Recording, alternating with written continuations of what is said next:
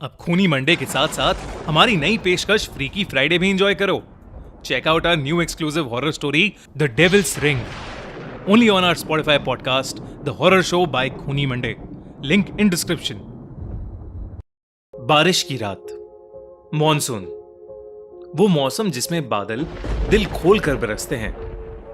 गीली मिट्टी की खुशबू भला किसे अच्छी नहीं लगती, पर अगर ये बारिश अपने साथ कुछ ऐसा ले आए जिससे पीछा छुड़ाना नामुमकिन हो जाए तो।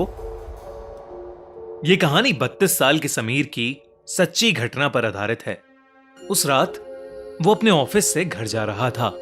उस दिन उसकी एनिवर्सरी थी, पर उसे ऑफिस से निकलने में देरी हो गई थी। घर पर उसकी पत्नी रिशिमा उसका इंतजार कर रही थी, पर उसकी बाइक स्टार्ट ही नहीं हो रही थी। उसने सोचा कि बस आने का टाइम हो गया है, तो क्यों ना वो बस लेकर ही चला जाए। बस स्टैंड तक पहुंचते पहुंचते आसमान में गरज रहे बादल बरसने लगे और देखते ही देखते बहुत ही तेज बारिश होने लगी। समीर अपना सूटकेस अपने सर पर रखकर बस का इंतजार करने लगा। समीर के कपड़े बुरी तरह भीग रहे थे कि तभी उसके ऊपर बारिश की बूंदें गिरना बंद हो गईं। समीर ने अपने साइड में देखा तो एक आदमी अपनी छतरी के आधे हिस्से से समीर को भीगने से बचा रहा था।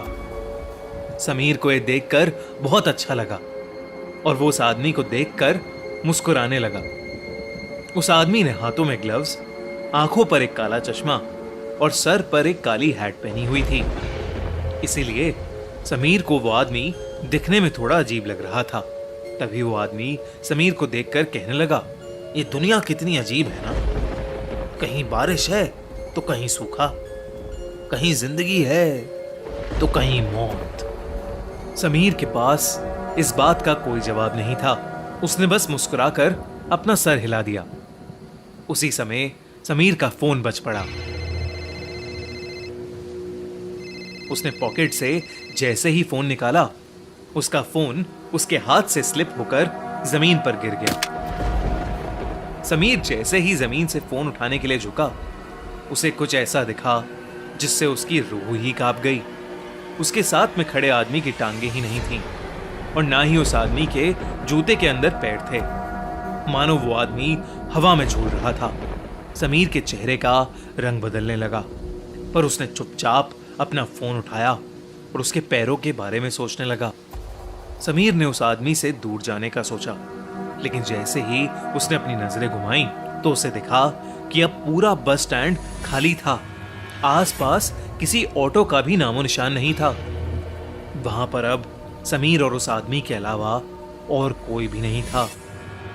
समीर की हालत अब खराब हो रही थी।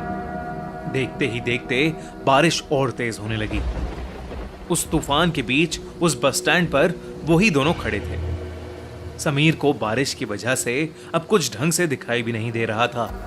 उसे कोई बस भी आती हुई दिखाई नहीं दे रही थी। समीर ने अपनी वाइफ रिशिमा को मैसेज किया और उसे अपनी सिचुएशन बताते हुए जल्दी से आने के लिए कहा।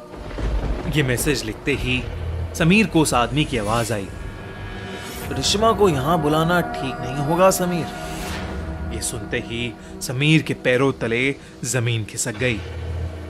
वो उस छतरी के नीचे से निकलकर रोड की दूसरी तरफ भागने लगा। बिना पीछे मुड़े समीर तब तक भागता रहा जब तक उसे वो आदमी दिखना बंद नहीं हो गया। भागते भागते समीर बहुत ज्यादा थक गया था। समीर रोड के साइड पर लगे एक बेंच पर बैठ गया।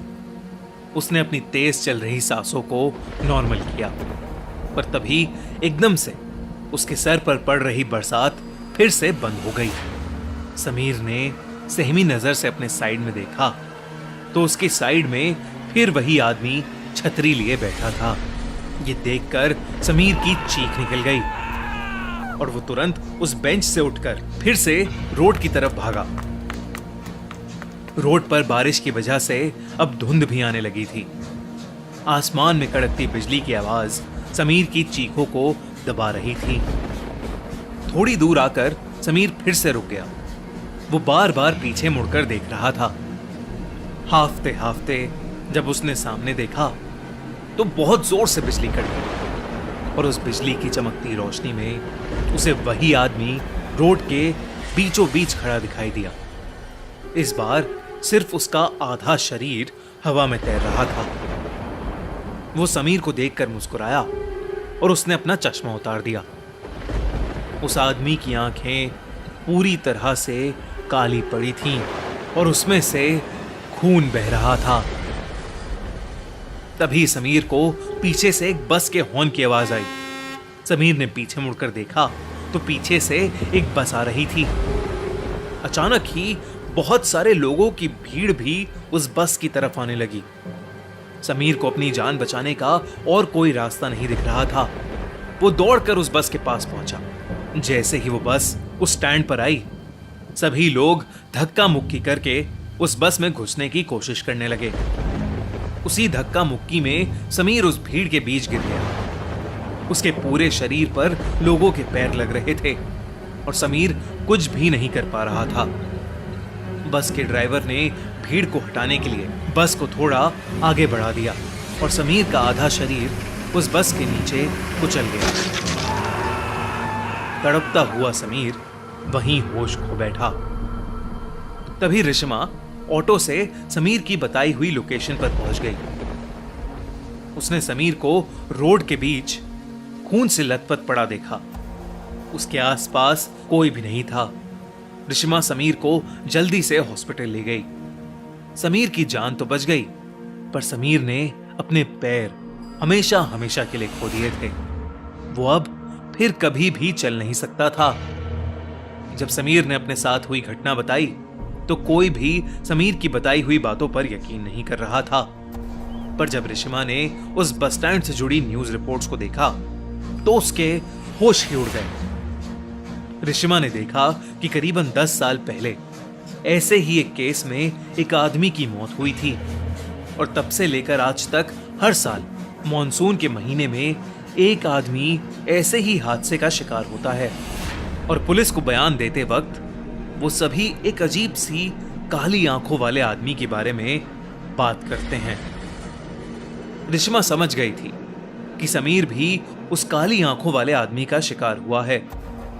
कुछ ही सालों बाद डिप्रेशन के कारण समीर की मौत हो गई। अब रिश्मा हर साल मॉनसून के महीने में उस बस स्टैंड पर जाती है, इसी उम्मीद में कि उसकी मुलाकात उस काली आंखों वाले आदमी से हो जाए।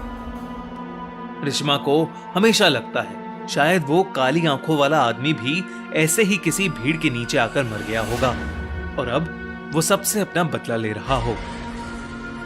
रिश्मा उससे ये पूछना चाहती थी कि वो ये सब क्यों कर रहा है, पर रिश्मा को वो आदमी आज तक कभी नहीं मिला और शायद कभी मिलेगा भी नहीं। पर आपको क्या लगता है, कौन था वो आदमी और उसने समीर को ही क्यों चुना? हमारी अगले हफ्ते की कहानी Veronica the true story Spotify पर ऑलरेडी लाइव है, तो डिस्क्रिप्शन में दी गई लिंक पर क्लिक करिए और जल्दी से उसे सुनिए। और हाँ, हमारा चैनल खूनी मंडे सब्सक्राइब करना मत भूलना।